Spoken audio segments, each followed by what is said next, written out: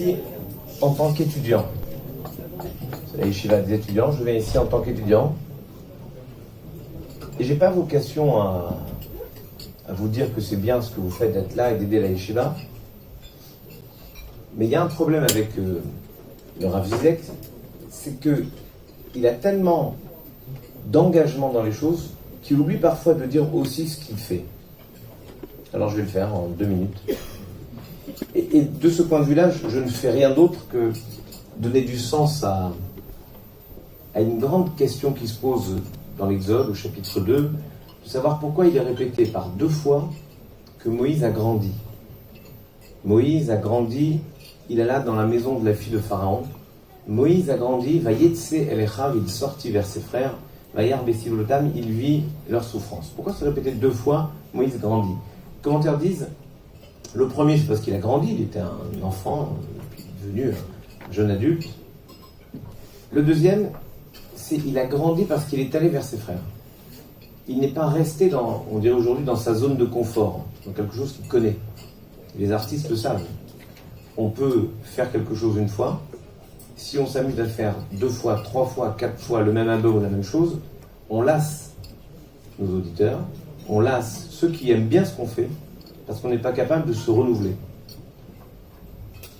L'idée, c'est de grandir parce qu'on sort de sa zone de confort et on va là où les gens ont besoin de nous. Alors, je vais vous raconter en quoi ce que la yeshiva des étudiants propose, et en particulier ce qu'incarne dans Rav Zizek, est assez extraordinaire. Vous savez qu'on a un problème majeur pour défendre les conditions de l'abattage rituel en France et en Europe d'ailleurs. C'est quelque chose d'éminemment compliqué parce qu'on a contre nous la pulsion végane de la société, que je pourrais vous expliquer d'ailleurs si on a le temps, mais une pulsion végane, c'est en gros l'idée que les animaux sont des êtres exactement à l'identique des humains et on peut ni les manger, ni même les avoir chez soi. Et ça s'incarne dans le respect du bien-être animal, ce que nous avons toujours défendu. Donc on a contre nous la pulsion végane de la société, ceux qui défendent les animaux, ceux qui ne supportent pas les musulmans et par ricochet, nous sommes des victimes collatérales de la haine insupportable que certains ont pour les musulmans, parce que je ne peux pas croire que c'est les 1,5% de bêtes tuées selon nos rites qui impactent la vision qu'on peut avoir de l'abattage rituel. Bref, c'est un enjeu majeur pour la communauté. Il se trouve que j'ai un de mes amis, qui est un grand professeur, qui était avec moi au Conseil national d'éthique, que je connais très bien, spécialiste de la physiologie animale. C'est sa spécialité. Et il est vice-président, ce brave homme, vice-président du Conseil éthique des abattoirs. Vous imaginez que ça fonctionne. Dans ce conseil, on a un rabbin, le rabbin Fison, et il me dit, écoute, toi tu le connais bien, j'aimerais bien qu'on puisse déjeuner ensemble. Je lui dis, ok. Donc venez déjeuner avec moi au bureau. Il vient au bureau, et au lieu de déjeuner juste avec le grand rabbin Fison et moi, je lui dis, viens, on déjeune avec toute l'équipe. Et donc on déjeune avec toute l'équipe, on partage, on discute. Puis je lui dis, écoute, j'ai un rave qui vient étudier avec nous, nous enseigner. Tu veux rester étudier le Talmud avec nous? Enfin, j'ai oublié de vous dire. Pierre Le Nindre, j'ai pas été voir au-delà de la 300e génération, mais il y a peu de chances qu'il soit concerné de manière directe par le Talmud. Bref, je lui dis, est-ce que tu voudrais pas venir étudier avec nous le Talmud? Ah, il me dit, ouais, pourquoi pas. Je dis, moi je suis catholique, ça ne gêne pas, c'est pas grave. Viens quand même. Ok. Et donc il reste. Je lui dis à Rabbi Gérard, écoute, j'ai mon ami Pierre Le Nindre. Il me dit, vous pouvez faire les photocopies? On lui fait les photocopies. Et il dit, le sujet c'est comment sont choisis les chefs d'Israël. Et il commence à étudier. Ils sont choisis parce qu'ils sont des bergers et qu'ils accordent de l'importance aux animaux. Il se dit qu'on a monté le coup. Pas du tout. C'est réellement 2 choses. C'est réellement Ashgara Pratit, parce que on ne peut pas penser que les choses se soient mises en place de telle façon s'il n'y a pas une volonté qui guide tout cela. Et c'est aussi le fait que les préoccupations qui sont celles que vous avez à la yeshiva des étudiants, les études qui sont faites sont toujours liées au mouvement, aux vibrations du monde. Et je trouve que c'est cela qui est extraordinaire dans l'étude de la Torah. Et on le dit dans le Talmud, heureux celui qui trouve sa vie dans son étude.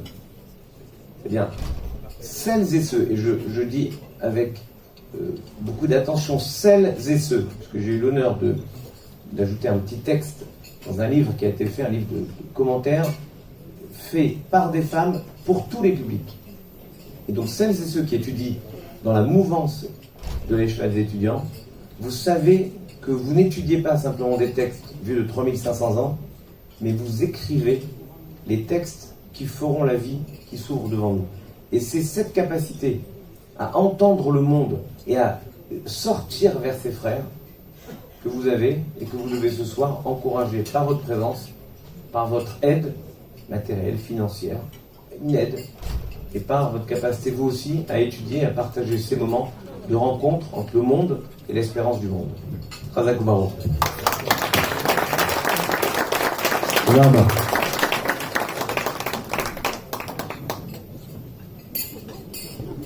Vous donnez la parole à Rav Zizek qui va vous souhaiter la bienvenue. Vous êtes très nombreux ce soir. Rav Zizek, directeur de la Yeshiva des étudiants. Je dis un mot. Alors après c'est Johan. Hein? 2 mots. Bon. Bonsoir. Merci à tout le monde. Comme il y a des personnes absolument éminentes ce soir, c'est pas le moment, je vais pas faire le speech. Je veux seulement dire merci à tout le monde, à vous tous qui êtes venus, premièrement. Deuxièmement, j'aimerais vraiment féliciter toute l'équipe qui a préparé cette soirée, l'équipe du Cher qui a préparé cette soirée, et l'organisation d'une soirée de gala comme celle-là s'est faite vraiment avec une ambiance extraordinaire, une ambiance très sympathique, et bon Hachem, voilà, donc, et j'aimerais aussi vous présenter Marc Veil, donc qui a été le président pendant plusieurs années, monsieur Marc Veil,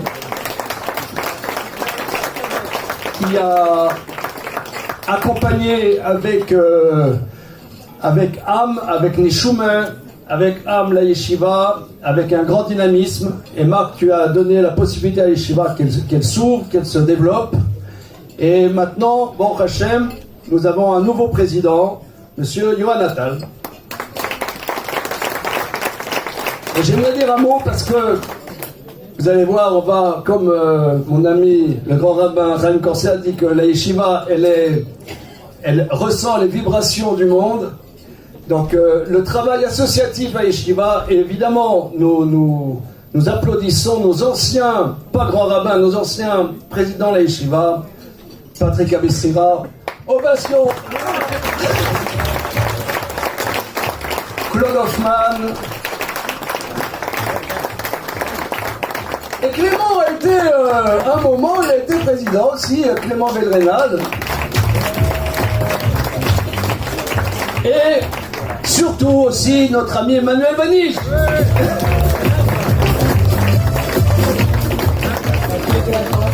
Alors, je vais vous dire, tout ça, c'est le côté associatif.